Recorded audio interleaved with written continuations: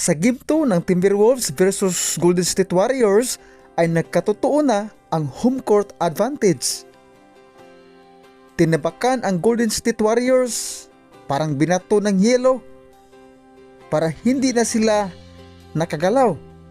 Talo sila sa Game 2 ang Warriors. Malaki pala ang impact sa kawalang Stephen Curry sa koponan ng Warriors, pero sa Game 3, home court advantage naman sa Golden State Warriors. I hope sa parating na Game 3 sa home court ng Golden State Warriors, makabalik na sa paglalaro si Stephen Curry. Pero hindi natin kalimutan na ang bola ay bilog. Leading scorer sa panalo ng Timberwolves, si McDaniels 16 points, Randle 24 points, Edwards 20 points, Alexander Walker 20 points.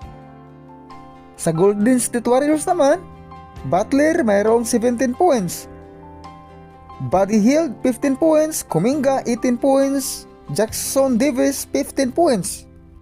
Natalo sila sa score na 117-93 in favor of Timberwolves.